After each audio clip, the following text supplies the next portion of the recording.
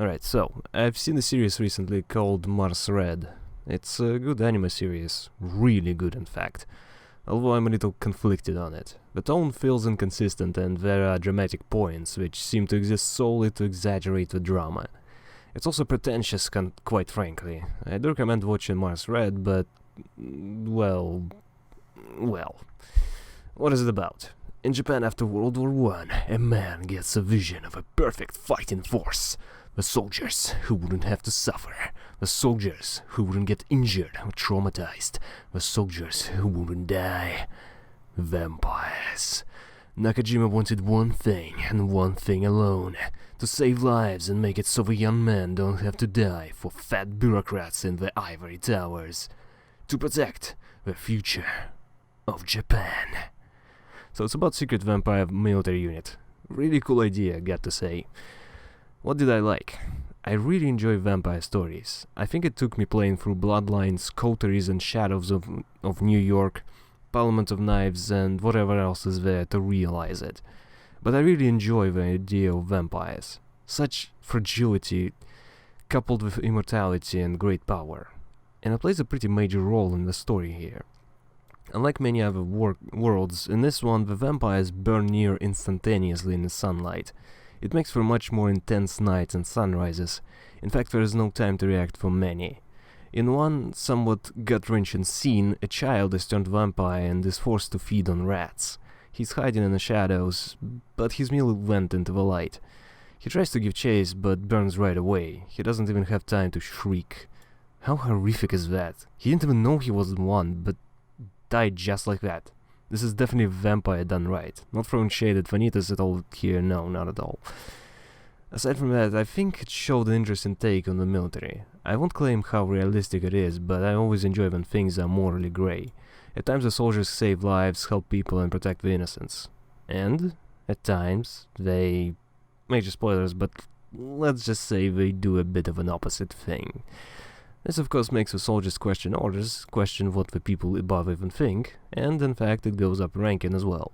The blind superior is so far removed from the common man that they don't see the real issues. So the commanding officer becomes disillusioned and thinks of using vampires in the first place. Blood-sucking monsters of the night, some reveling in the gore and lack of humanity altogether. This is what I love to see as well. I'd also praise the cast. They are all characters I've seen before. We've got a driven, overworking man who works himself into an early grave. A young doofus who is talented, capable, but, well, he's a butt of every joke. A serious, quiet fellow who probably got countless skeletons in his closet. A goofball who is entirely unflappable and would crack jokes after a massacre. It's like an RPG party. Still, those can be easily done badly. And I especially dislike the type of character Kurusu is. The young guy. Those are always becoming stronger with the power of friendship and go on to save the world.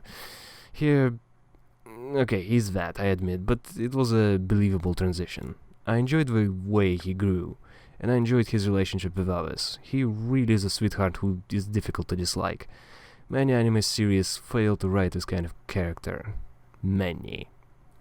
Also the animation. It's not Demon Slayer or anything, but I liked the tone. I suppose theme would be a better word to describe it than animation. It's very bleak and dark. Even if there are bright colors, they are still somewhat muted. Even if there are goofy characters and something silly said, it's still in a depressing, dangerous world with people dying left and right. It gets to be a little much in big doses, but I always strive to find more of this kind of miserable media. So, that said, what did I dislike? The story. It's a pretty major problem, which is why I'm torn, so it's impossible to point out what the problem exactly is, without saying spoilers, and I'd rather avoid it with this one. I feel like Mars Red deserves this kind of approach. I had problems with actions of antagonists. They were half measures. No more half measures, Walter. And aside from that, some unnecessary hostilities for the sake of drama. I also don't believe that much could happen in such a short amount of time.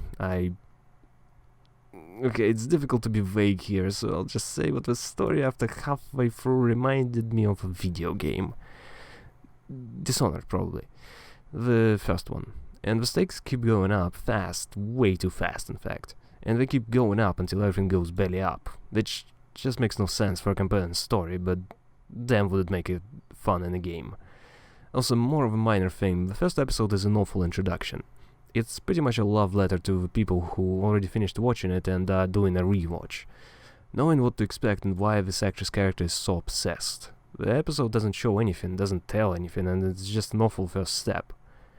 Now, after knowing why that happens, I believe it's definitely a strong episode. Good enough to stretch into a movie, in fact.